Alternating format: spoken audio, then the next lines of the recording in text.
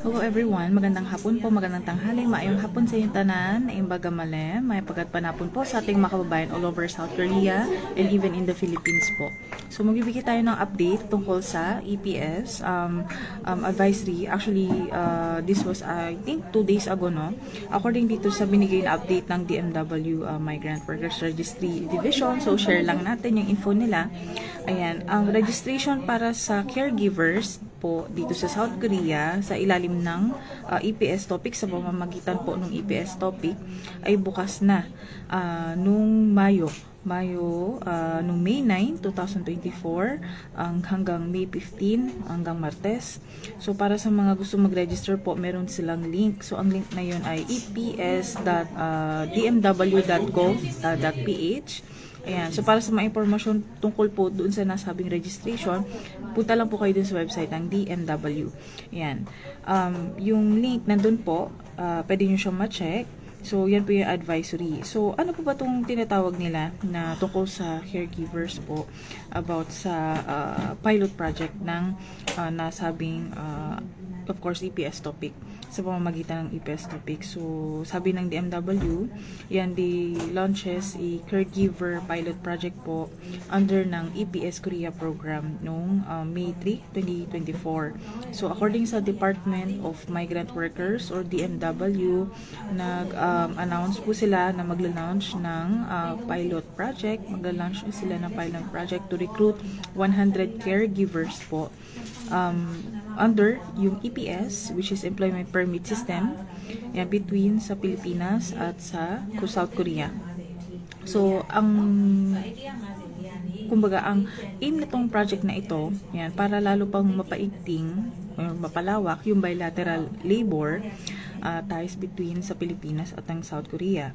So, para ma-assess na rin yung number of caregivers na pwede nilang i-deploy. Ayan, gusto nilang malaman kung ilan ba yung kailangan, kaya ba ma-provide. Ayan, so, syempre, kailangan nilang i-assess na maigi. Kasi, syempre, hindi rin naman biro ang pagpapadeploy ng mga caregivers. So, somehow, sasalain pa rin. Ayan, for a larger caregiver deployment plan between these two countries, which is Philippines and South Korea. So, sino-sino ba yung makikinabang? Somehow, ayan, makakatulong to both sides. Syempre, somehow, win-win part para sa mga Filipino, ayan, Pilipina, lalo na gustong maging caregiver under sa pilot project ng DMW, which is yung tinatawag nila na pilot project launch of pilot project to recruit 100 caregivers. Yan. And then, yung mga Korean families, syempre mag-benefit sila. Ayan, yung mga nangailangan po ng tulong. Ayan, para sa mga maliliit na bata. Ayan, kasama yung mga babies, yung mga infants, yung mga, syempre, currently mga buntis, pregnant women dito sa South Korea, saka yung mga single parents or dual income couples, yung parehong nagtatrabaho. So, inuulit ko, sino-sino ba yung mga makaka-benefit dito sa South Korea kung papalarin yung mga caregivers na pipiliin. Ayan. So, syempre, sino-sino ba yung kanilang mapupuntahan? Maaari silang makapag-alaga ng mga infants. Ayan. At saka yung mga buntis na Korean. Ayan. Ito pwede silang maging part din ng kanilang household how do you call it, staff. Ayan po. And then yung mga single parents, pati na rin yung mga dual income couples, yung parehong nagtatrabaho. Dito po kasi sa South Korea, sa totoo lang po, sobrang busy kasi halos lahat ng tao dito. So talagang bihira ka rin makapag-stay sa bahay, lalo na kung may trabaho. Kasi bihira kasi sobrang busy talaga. Yan. And then, yung qualified caregivers po, of course, will assist yung task nila, which is unang-una, child care.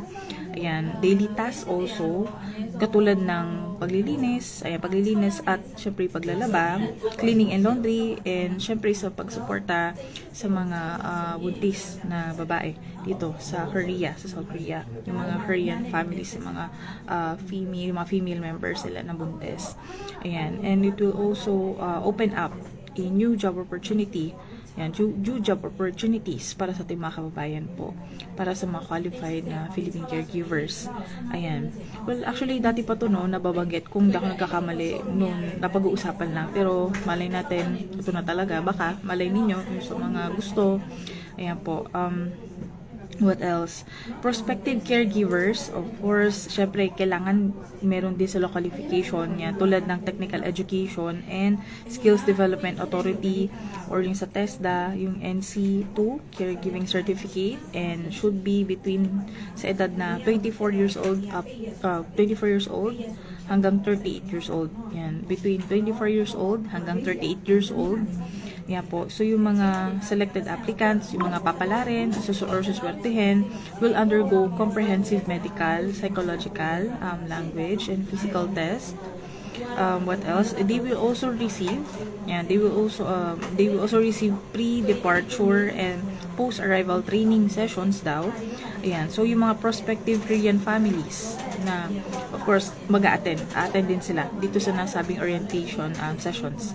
So, yung registration nag-umpisa noong May 9 hanggang May 10. Ayan, para sa mga further details daw, ayan, according sa DMW, ayan, Pre-Employment and Government Placement Bureau, PEGPB, meron silang page, ayan, DMW Pre-Employment and Government Placement Bureau in Action. So, tayo pinag-share lang ng ating detalye, no, tukol dito. So, pwede kayong tumawag sa DMW-PEGPB numbers 0287221146, landline number yata to, tama ba? And 632-8722-1181. Inulit ko, 632-8722-1146 at 632-8722-1181. Ayan. Para doon sa mga questions, ayan, pwede nyo itanong yung tukol dyan. Ayan. So, the Philippines is the first country po to enter into bilateral labor memorandum of understanding or MOU na tinatawag. Yan, with Korea under the aegis daw of the employment permit system, which began noong 2004. So, the two nations were recently celebrated ang 75 years of diplomatic relations. Ayan, so sabi dito, ayan, explain lang natin. Ang Pilipinas po ang kauna-unahang bansa na kung saan ayan, papasok ayan, ng mga Philippine caregivers, ayan, nang mag-undergo ng bilateral labor memorandum of understanding or yung tinatawag na MOU with Korea, ayan, sa pamamagitan po ng EPS or Employment Permit System na nagumpisa noong 2004. Ayan po. So, yun lang. So, pag kami mga questions po, as long as kaya po masagot, pwede po namin kayong tulungan. Otherwise, kung hindi po kayo appropriate person, pwede ko kayong i-refer to someone else po na mas nakakalam. So, yun lang. Ang office natin is open po during weekends, Saturdays and Sundays. So, from 10 a.m. po ng umaga until 6 p.m. po ng gabi. And then, over the normal days, which is yung Monday to Friday, business days natin, Monday to Friday, that is 11 a.m. po until 8 p.m. po ng gabi. Dito sa ating office. Ayan. Meron din tayong mga, of course, number, which is my number. Pwede kayong tumawag, 0103410493. Ayan, pwede kayo mag-drop ng message po sa ating Facebook account. And please do kindly check out our TikTok account. Meron din po tayo doon. Meron pong mga previous posts na pwede nyo siyang i-backread or panoorin or pakinggan. Ayan po. And please do kindly subscribe to our YouTube channel as well. Meron din tayong YouTube channel. Ayan po. Please do kindly subscribe na rin po and click the notification bell na rin at the same time. Ayan. So, meron din tayong several accounts. Facebook several accounts. Pwede nyo siyang i-check. Yun lang. So, for today, yun pala po information na gusto ko pong i-share sa ating mga kababayan dito sa South Korea and even sa Philippines. So, yun lang po. Para sa mga interesado, pwede nyo po i-share yung ating live video or pwede nyo sa kanila sabihin ng tukol dito. Ayan. So, yun lang po. Salamat sa inyong oras. God bless everyone. Bye!